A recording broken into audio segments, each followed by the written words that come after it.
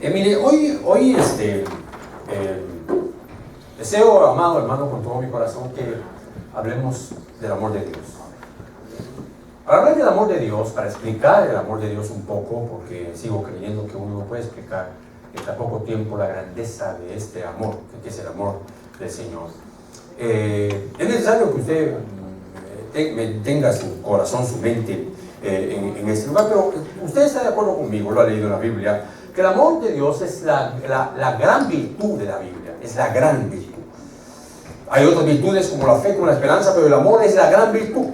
Ahora, nosotros creemos que amamos porque nosotros tenemos un lenguaje que, para empezar, ese lenguaje nos hace a nosotros creer de lo que es el amor. Y creo que eso lo decía el viernes, uno viene y le dice a la gente, normalmente se dice, I love my car, I love my dog, I love my house, I love my work, o yo amo mi trabajo, yo amo mi casa, yo amo mi perro, pero igual usted dice, yo amo mi perro, y luego aparece su esposo, te amo mi amor. Es decir, la misma palabra la conectamos para hablar de los dos. Y nosotros pensamos que el amor, otro error, pensamos que el amor es un sentimiento profundo. El enamorado cree que el amor, hermano, es un sentimiento profundo, filosófico, poético. Por ejemplo, le voy a leer dos canciones, bueno, no las voy a leer, le voy a leer dos porciones de dos canciones, una escrita a finales de los años 70 y la otra creo que escrita por ahí, no sé, unos 4 años atrás. Una dice, hablando del amor, una dice, porque el alma se vacía como el cántaro en la nube, el amor acaba.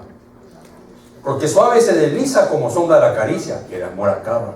Porque el sentimiento es humo y ceniza la palabra, el amor acaba. Porque se vuelven cadenas lo que fueron cintas blancas, el amor acaba. Mire qué concepto tan raro del amor, hermano. Porque llega a ser rutina la caricia más divina, el amor acaba. Y entonces, para no cansarlo leyéndolo todo estas tonterías, llego al coro, dice, porque el tiempo tiene grietas, porque grietas tiene el alma, porque nada es para siempre, hasta la belleza cansa, el amor acaba, porque el sentimiento es humo. Que el Señor lo reprenda, porque fue lo que aprendimos nosotros que crecimos en esa época. Ahora le leo una más reciente que voy a ofender a algunos. El amor tiene firma de autor en las causas perdidas. El amor siempre empieza soñando y termina en insomnio. Es un acto profundo de fe que huele a mentira. El amor baila el son que le toque, sea Dios o el demonio, sea Dios o el demonio. Que el Señor lo reprenda también, porque el amor no es así. El amor es la guerra perdida entre el sexo y la risa. Es la llave con que abres el grifo del agua en los ojos. Es el tiempo más lento del mundo cuando va deprisa. El amor se abre paso despacio, no importa el cerrojo. El amor es la arrogancia. Escuche ese pensamiento tan fuera de la Biblia. El amor es la arrogancia de aferrarse a lo imposible, es buscar en otra parte lo que no se encuentra en ti.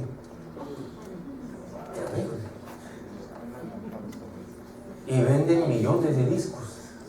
Bueno, dejemos de criticar a la gente. Los griegos manejaban más de 5 palabras para hablar del amor. Por ejemplo, los griegos, en la Biblia aparecen solo 4, pero los griegos manejaban un montón de palabras. Es decir, ellos eran más entendidos que esas generaciones para hablar de ciertas cosas. Por eso Dios escogió el idioma griego en este caso para hablar sobre el amor. Los griegos, por ejemplo, tenían palabras que hablaban de la relación, específicamente de ese sentimiento que es amar a un animal, amar a un amigo, amar una filosofía. Ellos entendían eso. Incluso tenían otra palabra para lo que era el amor entre un padre, los padres y los hijos, entre los hermanos. Era otra palabra. Había otra palabra que era la palabra más baja para ellos en lo que era el amor, que era el amor entre dos cuerpos, pero dos cuerpos que se gustaban. Es decir, amar a un cuerpo. Escuche eso, era la palabra. No voy a tratar con tecnicismos. Si alguien quiere saber las palabras, yo se las doy. Era hablar sobre el amor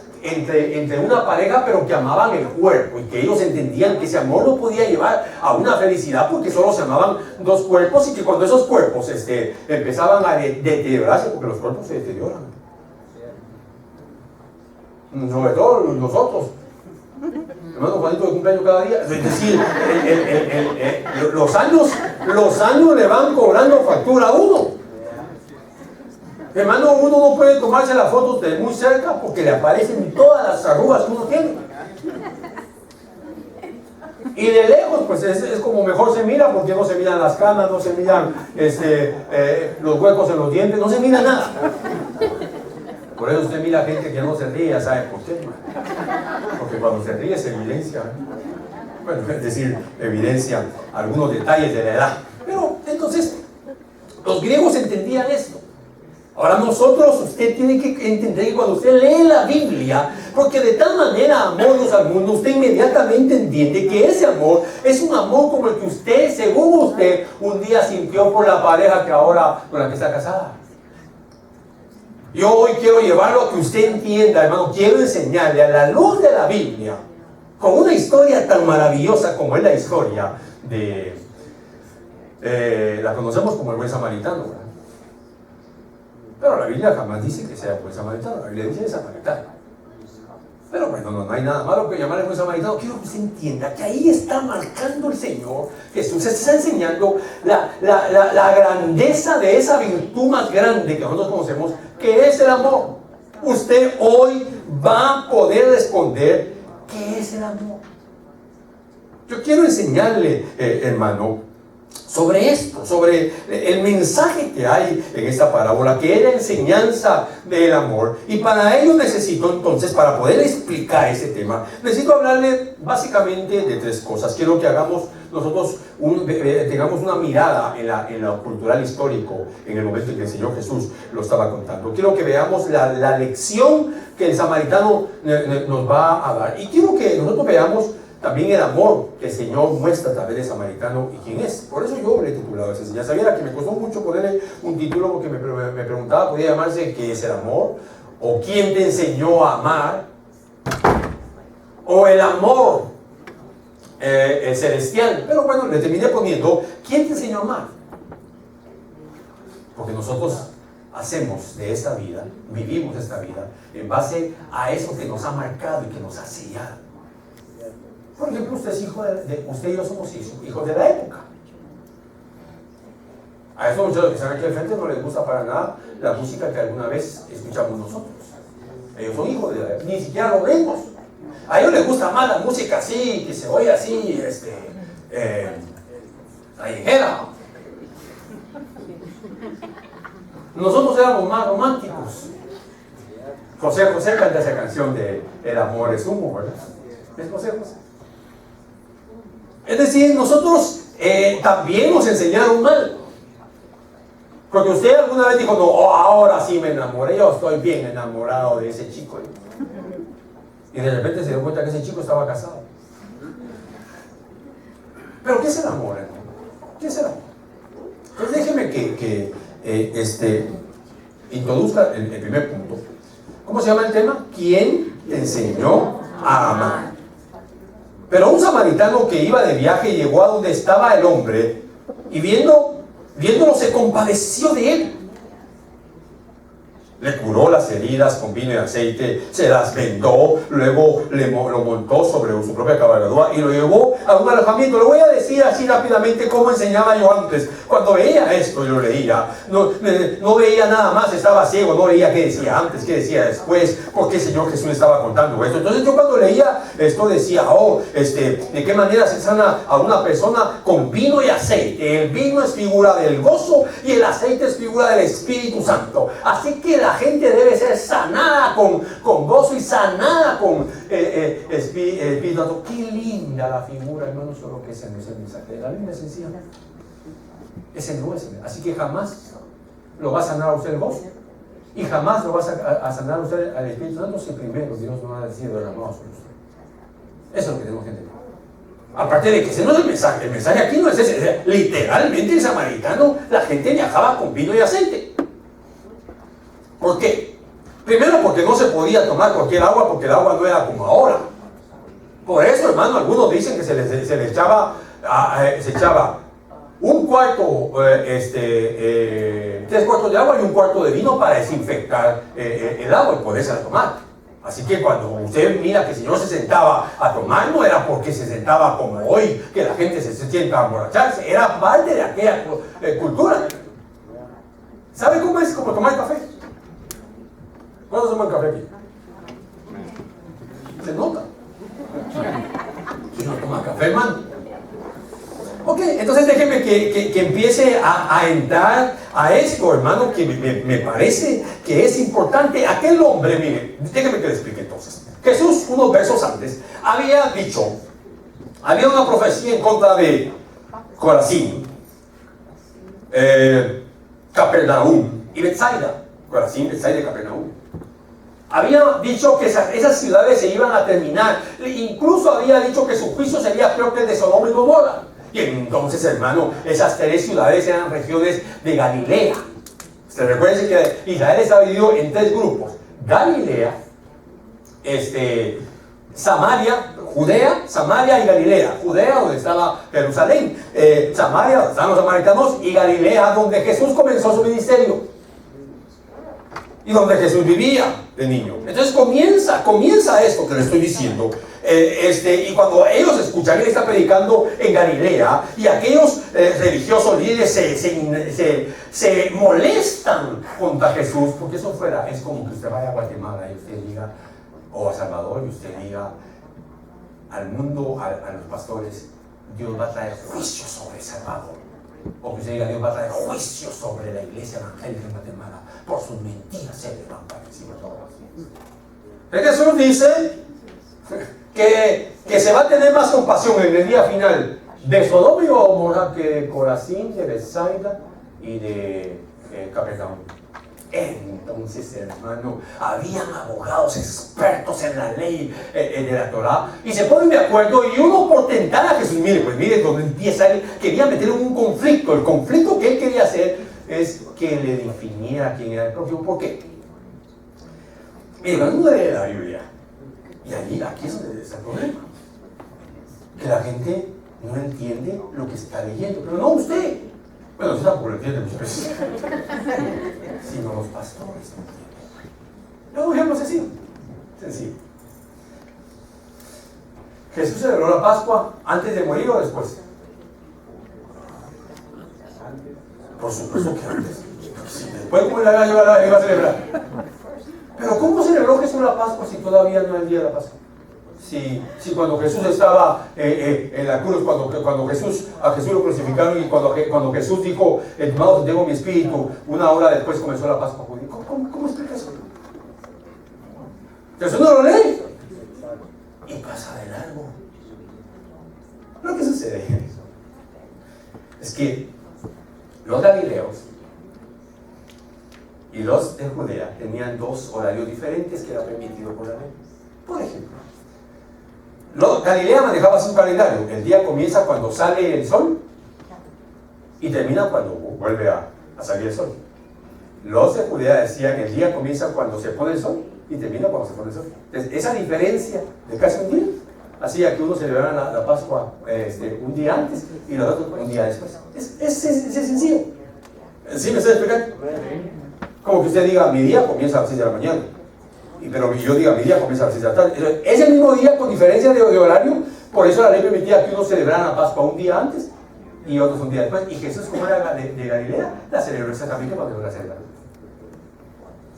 Así se define, porque yo he escuchado que algunos dicen que Jesús murió el miércoles, para que fuera entonces literalmente miércoles, jueves y viernes estuviera 3 días. De miércoles a jueves un día, de jueves a viernes 2 días, y de viernes a sábado 3 días para sentar el domingo. Tuvo que haber muerto. No, porque ese es un hebraísmo que dice, que el hebraísmo dice que iba a pasar 3 días y 3 noches en el sepulcro, pero 3 días no eran literales. Hermano, ¿cuánto tiempo pasa estudiando ustedes? ¿Cuánto tiempo estudian? ¿Qué decimos? Un año. Pero realmente estudiamos un año. Son 9 mesecitos y con vacaciones a cada rato. Y entran a las 8 y salen a las 6 de la tarde. O sea que no, si lo hacemos literalmente, tal vez se estudiará 5 meses. Pero todos entendemos a qué se está refiriendo. ¿Verdad que nadie está diciendo, no, usted no estudia un año? Yo le digo a usted, hermano, yo estudié por 3 años hebreo. ¡Wow! Ese hermano. Sí, pero recibía una clase a la semana. Por 9 meses. O sea que si yo asumo que era una clase a la semana, se recibía 4 clases al mes, por 9 meses, quiere decir que mis clases fueron 9 por 3, 27, recibí, 9 por 3, 36, recibí 36 horas. O sea que recibí como 3 días, 2 días y medio, menos ni 2 días completos. Si yo quiero hablar literalmente, debía decir yo he estudiado 36, bueno, aparte de eso estudiaba, no hay que son las 36 horas, es más el trabajo que le dejan a uno. Pero ese no es el punto, lo que le quiero decir aquí, lo que estoy tratando de decirle. Entonces aquí, por eso le expliqué ese hebraísmo de 3 días y 3 noches, porque usted va a escuchar gente que a la fuerza quiere encajar que era 3 días y por eso sacan la Biblia de contexto y dicen que el Señor Jesús tuvo que haber muerto el día miércoles. Todos en la calle, porque a la fuerza tienen que encajar lo que ahí está diciendo y que no está hablando literalmente. Entendiendo esto que le estoy diciendo. El prójimo para los judíos, escuchen. Ellos enseñaban lo siguiente, y aparte de que la pregunta, ¿qué debo hacer para heredar la vida eterna? Tenía que ver, es una pregunta que constantemente le hicieron así. Se lo hizo con el rico, se lo hizo otro experto de la ley, se lo hizo este abogado que estaba en contra, se lo hizo varias veces. ¿Qué tengo que hacer? Se lo hizo el mismo Nicodemo, ¿qué tengo que hacer para heredar la vida eterna? ¿Qué tengo que hacer? Bueno, el punto es que Jesús le respondió y le dijo, ¿qué dice la ley? Hago una pausa para terminar ese pensamiento. Entonces, él quería meterle un conflicto a Jesús, porque los rabinos enseñaban que el prójimo, primero enseñaban, un israelita es aquel que obviamente no tiene descendencia de Israel. 2, tenía que estar circuncidado, ok, eso lo cumplían todos, pero 3, escuche eso, tenía que haber cumplido los 613 mandamientos que hay en la ley de Moisés, y aparte tenía que cumplir los más de 3000 tradiciones que tiene la misión. Ese es tu prójimo, decían ellos. Ese es tu prójimo. Todos los demás que no cumplen eso no es tu prójimo. Entonces ellos decían, Levítico 19, 18, que es el que dice, amarás al Señor tu Dios con todo tu corazón, con todas tus fuerzas, o que decía, y amarás a tu prójimo, mejor dicho, como a ti mismo. Ese verso se refería a amar según ellos. ¿Amar? ¿A quién? A lo que cumplía todo. Por eso a Jesús varias veces le dijo, tú eres samaritano, ¿qué le estaban diciendo? Que no era judío. O sea, ¿será que usted empieza a entender la Biblia? Si la Biblia es fácil de entenderla, si se explica bien. El problema, hermano, si queremos sacar qué significan las puertas que cargó Sansón. ¿Y para qué? ¿Quién? Usted averiguar si ahí no hay mensaje. No, pues las fuerzas de las puertas significan, hermano, que eran las puertas del Hades y entonces las llevó. ¿Qué significa el burro donde iba el samaritano? Pues si quiere, vea usted cómo busca qué significa el burro. A mí no me interesa el burro que lleva el samaritano. Y si en vez de burro era caballo. Si se da cuenta que de repente estamos tan... ¿Qué significará esto, hermano? 6 cántaros para la purificación. ¿Qué significan los 6000 años de la humanidad?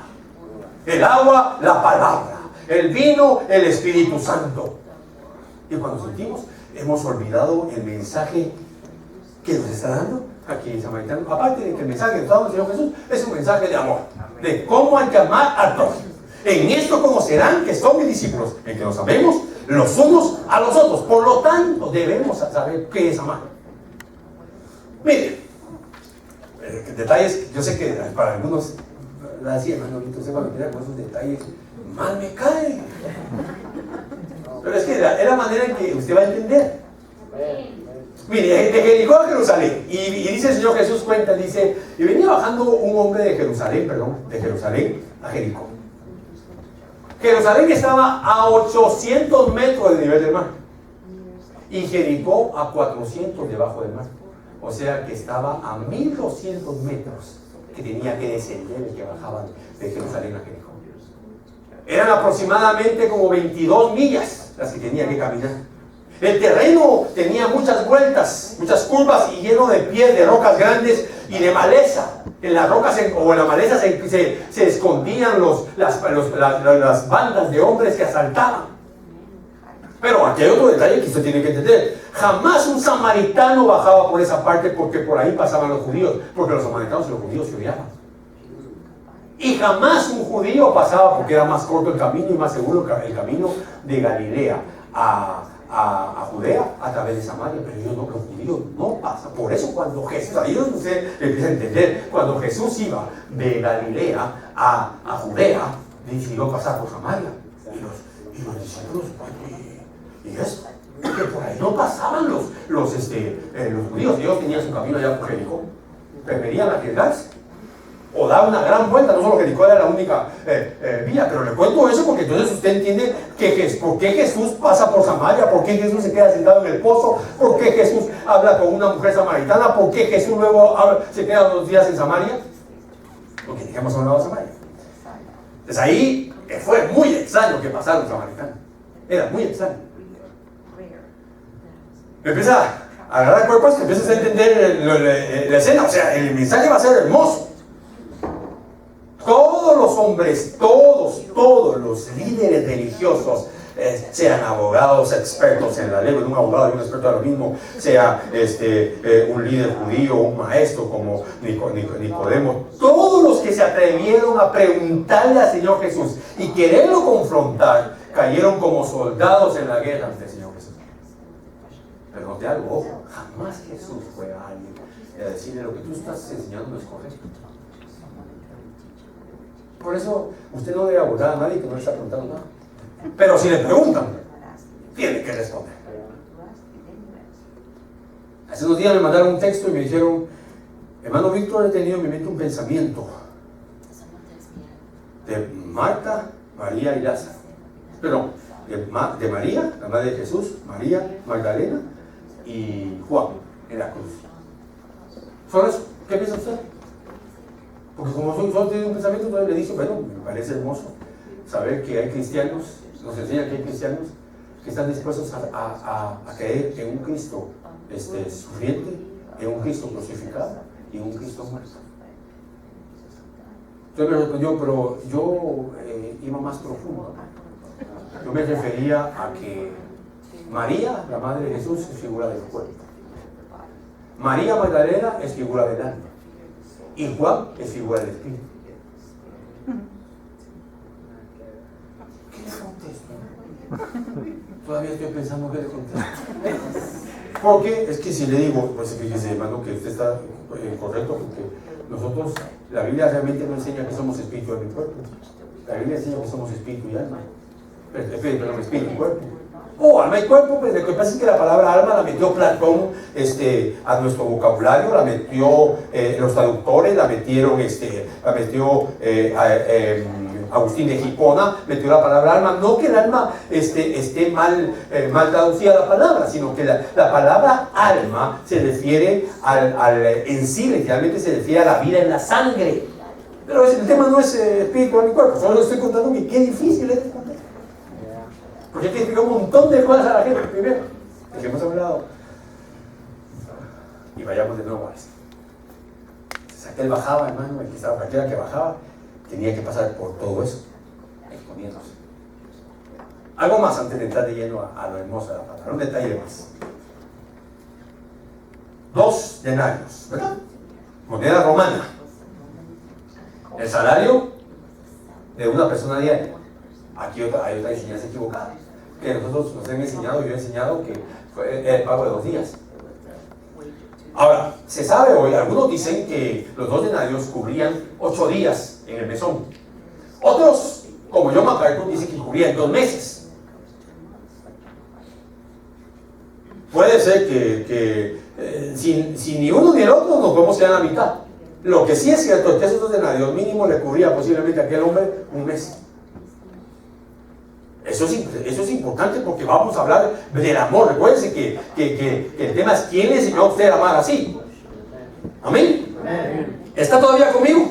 ¿O ya lo mareé con tanto detalle histórico? Bueno, entonces, en entremos de lleno a la historia maravillosa, hermano. Recuérdense que al Señor Jesús le están preguntando qué tiene que hacer para heredar la vida eterna. Y Jesús le pregunta al abogado, al experto en la ley, que qué dice la palabra, o cómo lees en la escritura. ¿Por qué le dice cómo lees? Porque ellos cargaban filanquerías, cajitas así, donde tenían precisamente esos versículos, como Levítico 19, entonces lo podían leer para no equivocarse, porque ellos le tenían un respeto a la palabra, hermano. Ellos no decían la Biblia como nosotros, aunque se la sabían de memoria.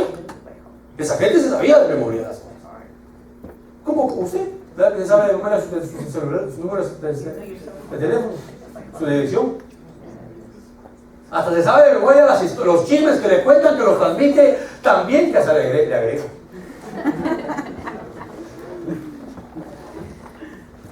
¿Todavía está aquí o no?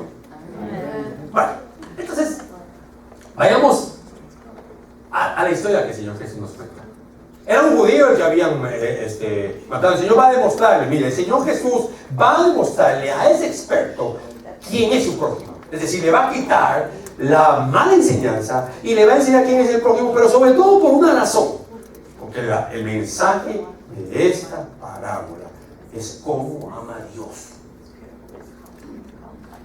Ahora, la palabra ágape, que es la única palabra que me faltaría explicarle, que usted necesita conocer, es una palabra que se traduce como amor, pero es un amor que no tiene nada que ver con los sentimientos. La palabra ágape, de tal manera agapó, es amornos al mundo. Esa palabra, hermano, ágape, que le voy a leer otro texto donde también aparece, y hay un montón de textos donde aparece la palabra ágape, que es importante entenderlo. Mire lo que le voy a leer. Amados, amémonos unos a otros, agapémonos unos a otros, o agapéis unos a otros, porque el amor es de Dios. Ok, escuches, está hablando de un amor de Dios. Y todo el que ama es nacido de Dios y conoce a Dios. ¿Quiénes pueden amar así? Los que han nacido de Dios. ¿Quiénes no pueden amar así? Entonces esto es muy sencillo. ¿Usted es cristiano? Sí, demuéstremelo como amo. Así de sencillo. Jesús va a demostrarle a aquel hombre que ellos no saben amar. Porque para que alguien ame como Dios, el amor de Dios tiene que haber sido derramado sobre su vida. ¿Le puedo hacer un examen para ver cómo ama? Bien, todos ustedes amén. Están igual que ese abogado de la ley. Si usted lee la historia, tenía que haberse arrodillado y caer arrepentido delante de Jesús y decirle: yo no sé más, Señor. Pero su orgullo podía más, su orgullo, su teología podía más que la verdad de Dios.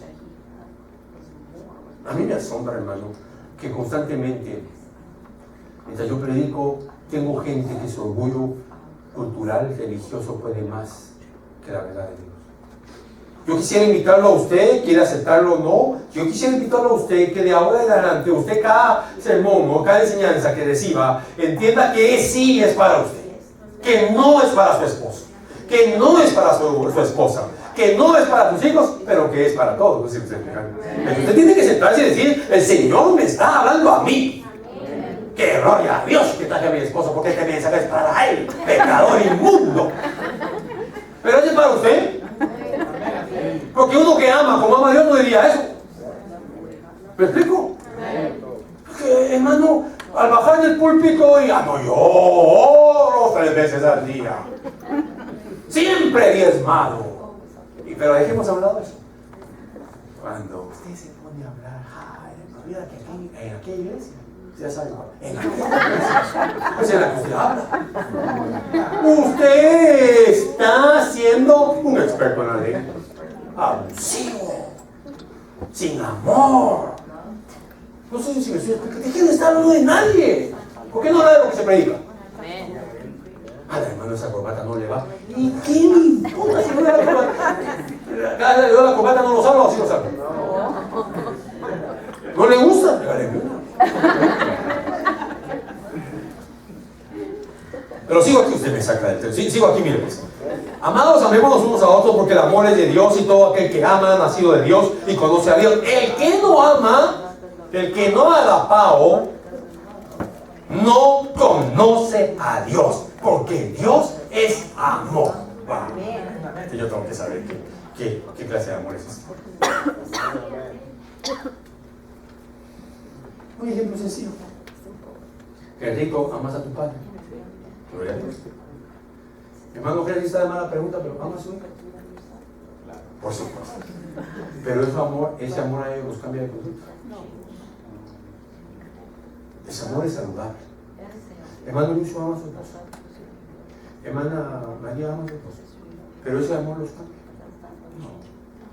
¿Cuál es el único amor que cambia? El amor. Y si usted tiene el amor ágape, hermano, le cambia su conducta a sus esposa. Y si usted tiene el amor ágape, le cambia su conducta a sus esposa. ¿Empieza a entender? El amor ágape tiene que ver, escuche esto, diga conmigo, no tiene nada que ver con los sentimientos. Ahora yo lo voy a decir por qué. Porque el amor ágape está conectado en toda la Biblia con la voluntad del hombre.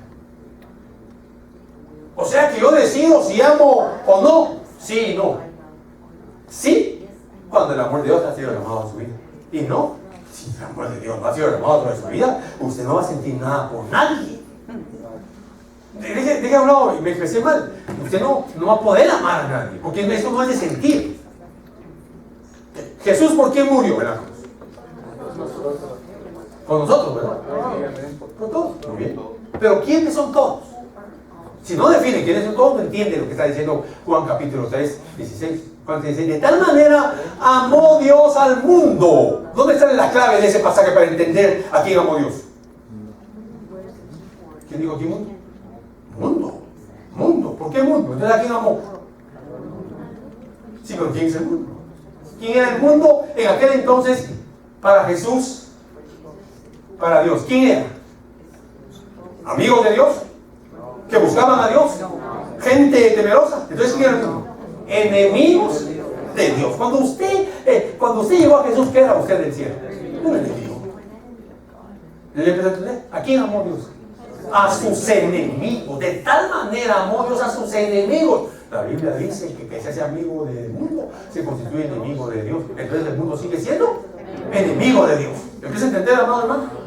¿Qué necesita la iglesia? ¿Qué necesita usted? Más cultos, hermano, ayunos, oración, si todo eso lo necesita. Pero nada, eso lo va a cambiar si usted no recibe el amor de Dios. Perdón la falta de educación mía, pero soy un mal educado. ¿Me está entendiendo? ¿Sabe por qué le digo que soy un mal educado? Porque dicen los expertos en oratoria que le pregunta a la gente, ¿me está entendiendo? Es un mal educado. Pero como yo veo en la Biblia que Jesús les preguntaba, ¿entendieron? Entonces, me digo, Señor, yo estoy en ese tipo de Señor. En esto se manifestó el amor de Dios en nosotros, en que Dios ha enviado a su Hijo unigénito al mundo para que vivamos por medio de Él. En esto consiste el amor. No en que nosotros hayamos amado a Dios, sino que Él nos amó a nosotros y envió a su Hijo como propiciación por nuestros pecados. Amados, si Dios así nos amó, también nosotros debemos amarnos unos a otros. ¿Capiche? ¿Do you understand? ¿Usted comprenderá? Como nada, me dice a mí. Sí me estoy explicando, ¿no?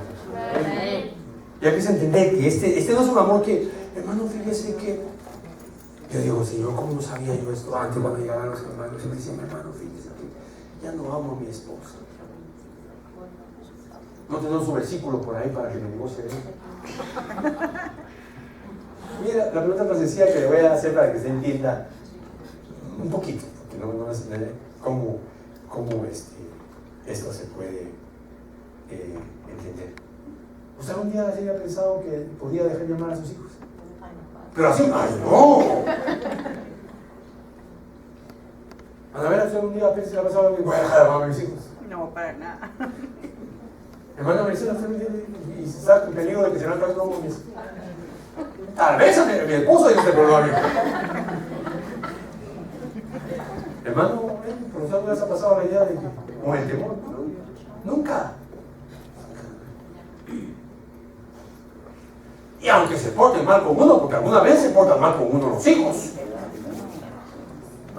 Lo pusimos muy feo. Nosotros como hijos nos portamos mal con nuestros padres. ¿Verdad que sí? Levanten la mano los que algún día les vimos el hijo pródigo. Y el papá ahí, la mamá, mi hijito, qué alegría cuando yo volví a casa. Como lo da cigarro, pero ya alegre. Mi hijito puro, pero que ya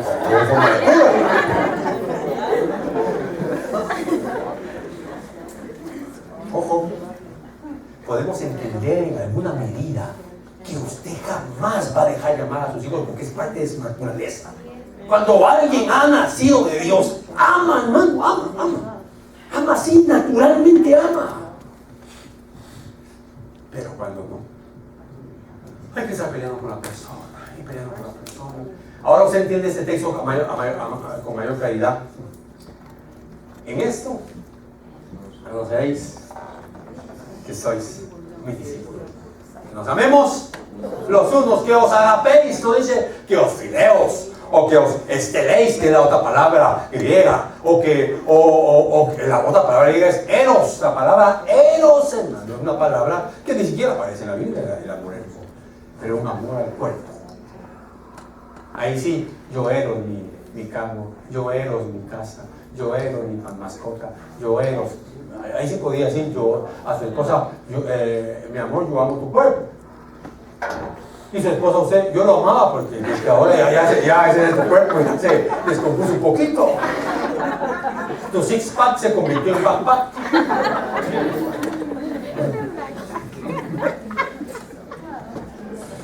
Bueno, dicho esto, no me he metido todavía en la parábola de buen samaritano. Pero déjenme entonces que probemos un poquito de las delicias, hermano, las delicias de esa parábola. Qué hermoso, qué hermosas las cosas como las contaba el Señor Jesús. Entonces el Señor Jesús empieza a contar. Aquel hombre que lo está escuchando y a todos aquellos religiosos que estaban para balazos, hermano, molestos con el Señor Jesús. Les va a explicar quién es el prójimo a ellos. Y a todos nosotros nos va a explicar cómo es que ama a Dios. Antes de entrar de lleno le digo que usted jamás podrá y yo amar así. La ley no podía llevar a la gente a amar así, porque para que uno ame así necesita que el amor de Dios sea derramado sobre su vida. Pero en el Señor Jesucristo, hermano, uno necesita entender que ese amor sí se puede ser derramado sobre un corazón. Entonces el Señor Jesús empieza a decir: un hombre venía descendiendo de Jerusalén a Jericó y fue atrapado por aquellos asaltantes delincuentes. Lo agarraron, lo desnudaron, le robaron todo y lo dejaron malherido, en condiciones duras, a tal punto que aquel hombre estaba posiblemente hasta inconsciente. Pero en eso venía el mayor representante de esta ley hermosa, pero que puede ser una ley sin espíritu cuando solo se concentra en la letra. Y cuando venía bajando el sacerdote, que tenía la obligación de atender a aquel hombre porque él era judío, se hizo a un lado porque se podía contaminar, a tocar un cuerpo enfermo, un cuerpo muerto, y entonces tendría que dejar de servir mínimo por una semana. Se fue. O sea que el conocimiento de que hay que amar al prójimo no es igual a poderlo hacer. Cada vez el sacerdote pudo haberse excusado y dijo: estaba desnudo, y al estar desnudo yo no sabía si era samaritano, si era griego, si era romano, no sabía. Así que porque la vestimenta dice quién es uno, sobre todo en aquella época. Bueno, usted lo ve aquí. Usted mira a un hombre con un vestido hasta los pies y unas sandalias, no dice iba Mahoma, dice un niño. Entonces tenía muchas excusas aquel hombre. Luego la audiencia no lo voy a hacer tan largo esto, que ya se lo he explicado. Y luego venía el levita, que igual él sabía que lo había visto el sacerdote, él sabía de que si él cargaba o si llevaba a ese hombre, lo atendía, iba a ofender al sacerdote. Su compromiso era más con el sacerdote que con la palabra. Él también sabía que se podía contaminar, así que pasa de largo. Es decir, podía más su religión que su amor. Algunas veces estamos más interesados, hermano, en exigir las demandas litúrgicas de la iglesia que amar a la gente como Dios. Algunas veces estamos más interesados, hermano, de que se cumpla al pie de la letra nuestras reglas que amar a la gente. Y entonces el tercero que debería aparecer en escena, alguna vez se lo dije, debería ser los que servían en el templo, los laicos, y que toda la mayoría de los que estaban ahí eran laicos, y que en cierta medida tenían rencores hacia los religiosos. Y que me imagino que en aquella mente circular, ellos iban hasta a aplaudir cuando Jesús dijera que el que iba bajando de Jericó, de Jerusalén a Jericó, era el judío laico que servía, y que ese, como no tenía compromiso con contaminarse, aunque se iba a contaminar con el templo y ni nada de eso, y no iba a dejar de percibir sus diezmos, porque al contaminarse iban a dejar de percibir sus diezmos por 1 o 2 semanas. Entonces ese sí iba a entrar e iba a sanar, iba a ayudar a esa samaritana. La sorpresa para todos y el balde de agua para toda la audiencia judía fue cuando Jesús dijo: y ciertos samaritanos. Hermano, los desconectó, porque nunca bajaba un samaritano por ahí. Para empezar, se estaba arriesgando. Se estaba arriesgando a bajar las 22 millas de Jericó, de Jerusalén a Jericó por ese camino. Se estaba arriesgando a entrar, no a la Jericó que maldijo Josué, porque esa Jericó, Josué maldijo que la construyera, sería maldita la ciudad, y él no es a Jericó, sino que estaba bajando a la otra Jericó, que era una Jericó sacerdotal. A esa estaba yendo el samaritano. ¿Por qué razón? No sabemos por qué razón, no explica por qué razón. Pero cuando ellos escucharon que un samaritano, ¿cómo sería eso? Como que la historia fuera diferente y dijéramos: había un hombre en un carro, o para ponerlo en perspectiva, estaba Sergio Palencia en el 183 con su carro parado, sacando humo, se estaba quemando. Y pasó el hermano Víctor, lo vio, se hizo loco y se fue. Y detrás de él pasó el hermano Lucio y aceleró y se fue. Pero más atrás venía un católico. Se parqueó y le ayudó. Y se la quiero poner todavía más difícil. Estaba Sergio en el Freeway 183, su carro quemándose, y pasó el hermano Víctor, pasó Víctor y se fue. Pasó Lucio, perdón, y se fue. Y venía un homosexual, musulmán, y paró.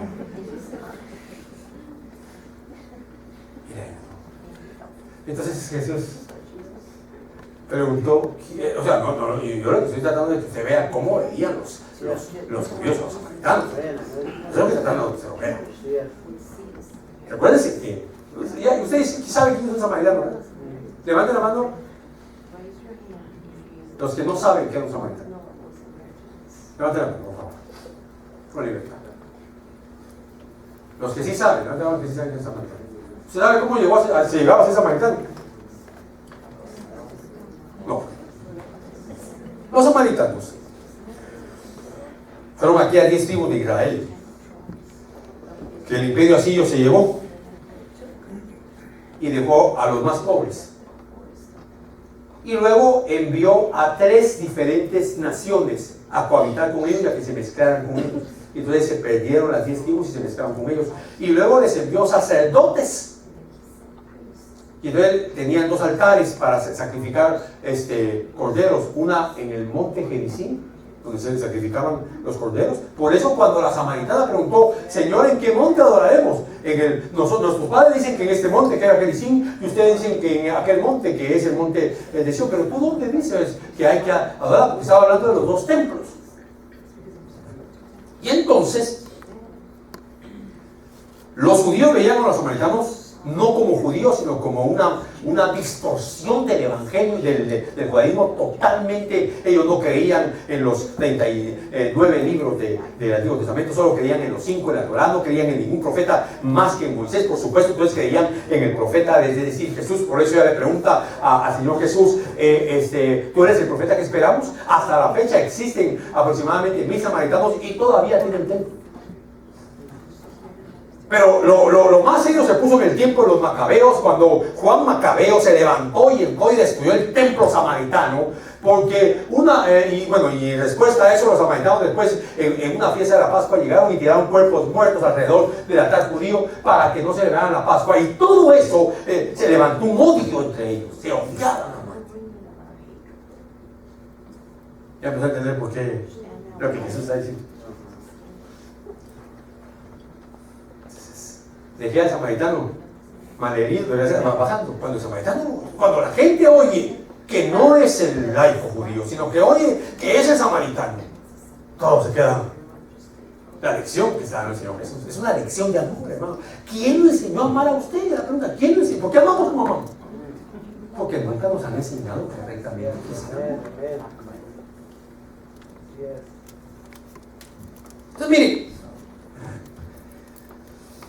va bajando, lo toma, rápidamente lo agarra, o sea, ya sabe, pone aceite, pone vino, lo venda. El aceite es el vino era un antiséptico, es decir, lo descontaminaba de todo microorganismo para que no se infectara. El aceite, hermano, ese iba a ablandar todas las células de su piel, y aparte le iba a quitar un poco el dolor también. Luego lo monta en su cabalgadura. El samaritano va a caminar las próximas millas que quedan, lo va a llevar a un mesón, va a pasar con él un día y una noche para seguirlo cuidando, y va a dejar, le va a dejar pagado por lo menos un mes para que lo puedan atender en el mesón. Le dan comida y los medicamentos que necesitan. Eso, el samaritano era enemigo del judío. Ese es el mensaje que le está diciendo a ellos. El samaritano es enemigo del judío y el judío es enemigo del samaritano. Ni su sacerdote, que estaba obligado a atender a su pueblo, lo hizo,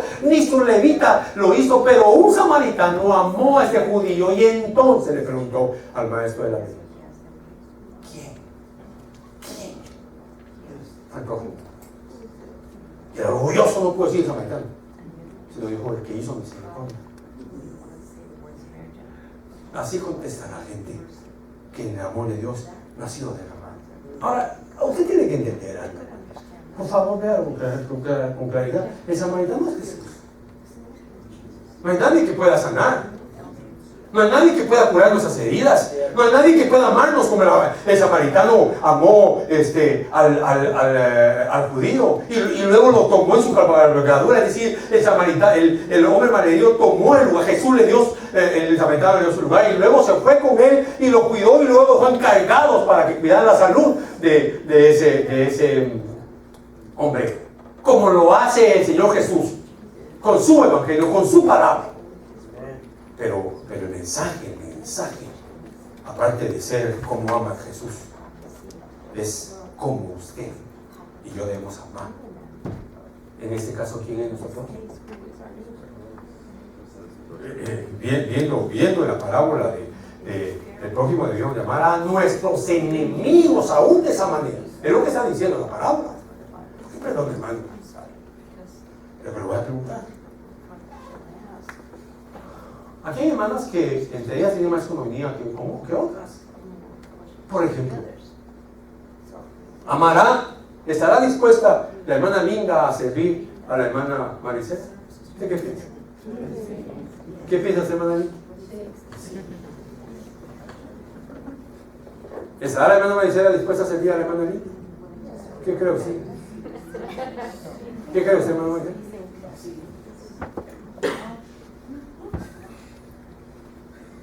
Aquí no hay enemigos, espero yo que aquí no hay enemigos.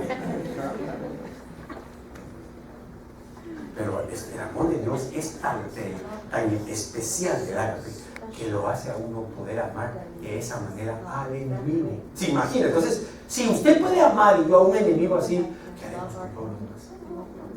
¿Por qué no evangelizamos? Continúo. ¿Por qué no evangelizamos con nuestro amor?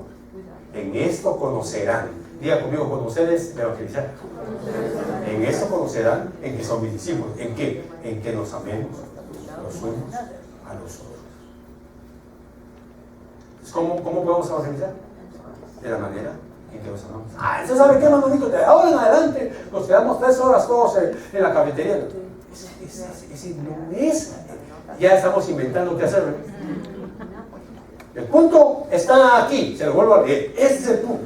Por eso estos mensajes son desafiantes y no terminan aquí. Es en su casa donde usted todos los días tiene que pensar en esto y pedirle a Dios esto que le voy a leer, que derrame sobre su vida.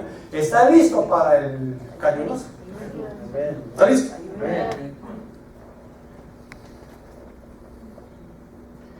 Amados, amémonos unos a otros, porque el amor es de Dios. Ok, ¿qué hacemos para amarnos los unos a otros? Solo con el amor de Dios. ¿Ya le quedó claro eso? Solo con el amor de Dios. Y todo el que ama es nacido de Dios y conoce a Dios. ¿Quién puede amar así? Solo el que nace de Dios. Le voy a dar un ejemplo. Pablo decía: yo lloro por los que lloran, lloro, sufro por los que sufren. Digamos, nosotros miramos a Eric aquí no sabemos si estás con dolor, no sabemos cómo se siente, pero sinceramente, hermano, en esta etapa que ha durado, ¿qué? ¿Un año? ¿Cuánto tiempo ha pasado esta etapa? ¿Año y medio? ¿6 meses? ¿Cuánto tiempo? 6 meses. En esta etapa, ¿usted alguna vez en su cuarto se levantó una noche pensando en Eric y decía: Señor, yo sé que nuestro hermano Eric está sufriendo, es un joven, por favor ayúdalo, y si en algo puedo ayudar yo? ¿Sintió usted la necesidad de Eric? Tal vez la respuesta de la mayoría sea: ni se acordó. Porque así somos. Así somos. El Evangelio se ha traído a las iglesias y se ha sacado de las casas. Pero ¿cómo puedo decir que amo al hermano que está en la iglesia si no puedo amar ni siquiera a mi esposa o a mi esposo correctamente? Por ahí empecemos. ¿Será, hermano amado, que su esposa es una mujer que se siente bienaventurada de ser su esposa? Feliz cuando lo ve llegar. Feliz cuando lo ve partir.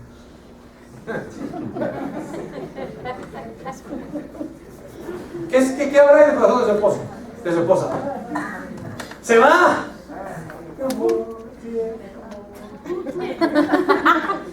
Y cuando aleluya, siquiera caiga 2 metros de hielo para que se quede. Es una realidad, hermano. Es una realidad. O usted, hermano. Y ya ni un beso le da su esposa cuando se va. ¡Nos vemos! Y la esposa también. Y más, si se está el carro, es otro hombre. Empieza con sus contactos.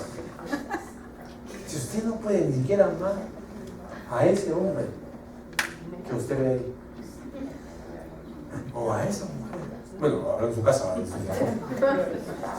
¿cómo me viene a decir que es cristiano? No se enoje conmigo, hermano, no se enoje conmigo. Usted no puede amar así y yo. No somos cristianos.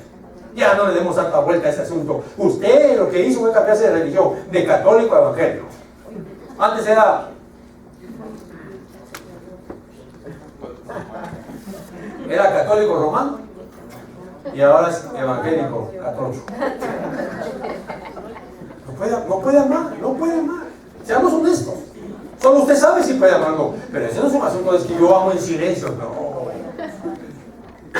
Sí me estoy explicando, amados, todavía no. Por eso le digo que este mensaje no termina aquí. El que no ama no conoce a Dios, porque Dios es amor. En esto se manifestó el amor de Dios en nosotros, en que Dios ha enviado a su Hijo unigénito al mundo para que vivamos por medio de Él. En esto consiste el amor. No en que nosotros hayamos amado a Dios, sino que Él nos amó a nosotros y envió a su Hijo como propiciación para nuestros pecados. Amados, si Dios así nos amó, también nosotros debemos amar los unos a otros. Y viene Juan, está preparando, hermano, el último ya. Y dice Juan, escuche, a Dios nadie le ha visto jamás. Si nos amamos unos a otros, Dios permanece en nosotros Y su amor se perfecciona en nosotros. ¿Cuándo se perfecciona? Cuando nos amamos. O sea que el amor se perfecciona. Y en esto sabemos que permanecemos en Él. ¿Quieres saber si permanecemos? Y Él en nosotros, en que nos ha dado de su Espíritu. De hecho, la próxima escuela dominical va a comenzar eso del Espíritu. Porque hay gente que dice, uy, hermano, usted ya se da cuenta que yo MacArthur no cree en el Espíritu. ¿Quién dice que no cree? Si es que no cree en las lenguas. Si la gente asocia el Espíritu Santo con las lenguas, hermano, que verás que el ministerio espiritual del Espíritu Santo lo tiene también cualquiera que habla varios idiomas. Porque si el Espíritu Santo habla lenguas, entonces cualquiera que habla 10 lenguas nos puede enseñar a hablar otros idiomas. John MacArthur lo que dice que desaparecieron fueron las lenguas, las profecías y el don de conocimiento.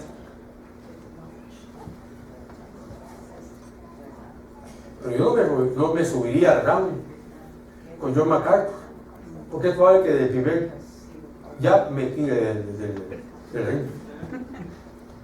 Eso se lo aseguro. De hecho ya, y no solo él, porque aquí no es solo él. Aquí es la iglesia, le enseña la iglesia de todas las generaciones. No creían en las lenguas.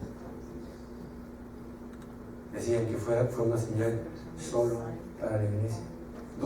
Dos. Todas las generaciones de la iglesia dijeron algo. La iglesia de Pentecostés nunca habló lenguas inteligibles. Ellos hablaron, en la primera vez hablaban 16 idiomas. Es decir, unos hablaban alemán, otros hablaban italiano, otros hablaban francés, otros hablaban portugués, otros hablaban español, otros hablaban inglés, otros... Solo somos nosotros los que hablamos peligrosos. Ahí toda la iglesia que recibió. Pero hermano, ¿y las lenguas angelicales? Ese era un ejemplo que Pablo estaba dando cuando está hablando del amor. Y no solo fue el único ejemplo. Jamás la iglesia habló de hablar lenguas angelicales. Entonces, ¿usted qué cree sobre las lenguas? Cuando le haga la invitación al tema de las lenguas, venga y le voy a contar. Mire, si usted habla lenguas y no ama, y si usted no habla lenguas y ama, gloria a Dios. Al final es un determinante. Esto no es determinante. Entonces, ¿por qué yo MacArthur lo enseño? Bueno, lo enseño porque han hecho un abuso de esto. Ese es el punto. Yo MacArthur lo enseño porque es un abuso. El poder del Espíritu Santo, si usted tiene lengua. No. Eso no dice la Biblia. El poder del Espíritu Santo. Yo creo que tocamos. Está en derramar el amor sobre su vida, en convencer al mundo del pecado, en guiarlo a usted a una vida abundante, en enseñarle la verdad de todas las cosas. En eso está el poder, en trabajar en todas las cosas. Entonces, amado hermano, tengo que empezar a terminar. ¿Qué va a hacer? ¿Cómo ama? Por un momento, así con sus ojos abiertos. Por un momento, es usted el que está bajando de Jerusalén a Jericó. ¿Qué hubiera hecho? Yo sé que usted va a decir, yo hubiera sido el buen samaritano. Por un momento. ¿Será que si yo agarro al azar a algunos hermanos de aquí? No lo voy a hacer. Agarro a una hermana y agarro a otra. Les digo, hermanas, por favor, esta semana ustedes se van a llamar todos los días y se van a contar sus pecados las unas a las otras.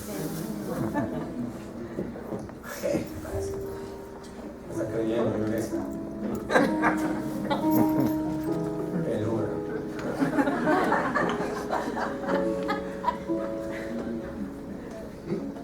Hermanitas amadas, escúchenme un minuto más. Hermanitas amadas, el amor ágape no es un sentimiento. Hermanitas amadas, sé que esta no es una obra que pueda hacer mi esposo. Y que a mí me ha costado con los hermanos hacerlo. Pero le digo, hay una verdad. Cuando esté sentada sobre la mesa, diga a las hermanas, déjenme estar hablando entre ustedes. Hablemos de un tema. Vamos a hablar de moda, hablemos todas de moda. Porque también nosotros los varones hablamos de fútbol algunas veces hablamos de otras cosas, pero también hablamos de la palabra, que es lo más importante. Algunos cuando empezamos a hablar de la palabra se levantan y se van. Y cuando empezamos a hablar de fútbol, no hay manera que se levanten.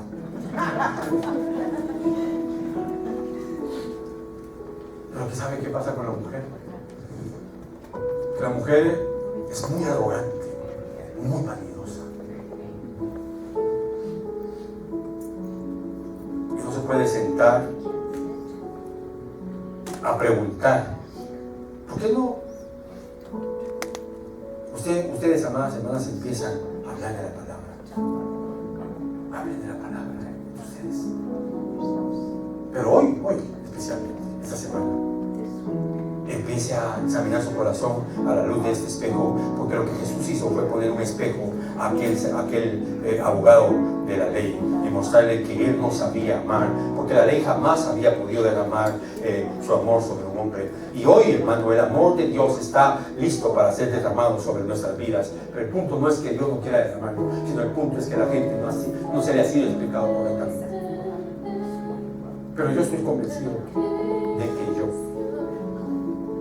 y usted, no se dice así, hermano, se dice usted y yo primero, necesito que el amor de Dios, ese amor sea derramado.